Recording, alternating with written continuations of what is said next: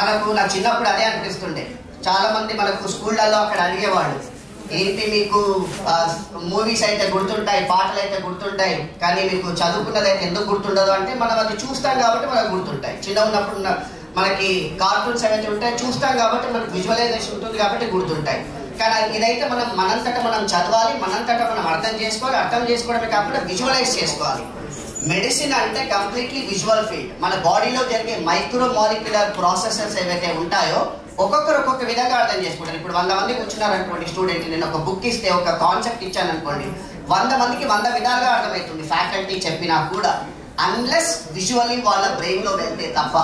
So దాన్ని దృష్టిలో పెట్టుకొని ప్రతి ఒక్క టాపిక్ ని ఒక 100 మందిని టీమ్ ని పెట్టి దాని యానిమేషన్స్ క్రియేట్ చేసి, దాన్ని వీడియో లెక్చర్స్ లాగా రూపంలో క్రియేట్ చేసి, ఒక వెబ్సైట్ క్రియేట్ చేసి, ఆ వెబ్సైట్ కి సంబంధించిన మన సిబిఎంఈ కరికులం కి సంబంధించిన ప్రతి ఒక్క సబ్జెక్ట్, టాపిక్, చాప్టర్ ప్రతి ఒక్కటి ఉంటాయి.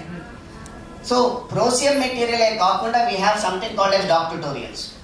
సో డాక్ ట్యుటోరియల్స్ లో ఖలీల్ కూడా one of the faculty and head of academics. He is taking care of all academic part which is associated with IHSM. So doc tutorials కూడా ఆల్ టాప్ ఫ్యాకల్టీ, మీకు అక్కడ ఎవరైతే list లో కనిపిస్తున్నారో all 19 subjects ఫ్యాకల్టీకి సంబంధించిన video lectures ఉంటాయి. First year లో ప్రతి ఒక్కరికి కూడా we're giving it for free, ప్రతి ఒక్కరికి కూడా.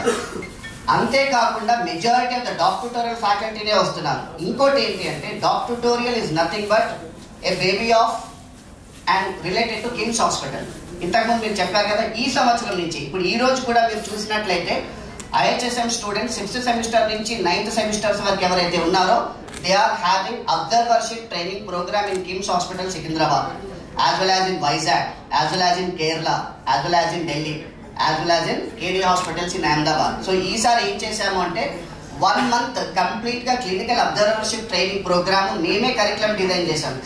Khaleel was the main person in to it, design the curriculum.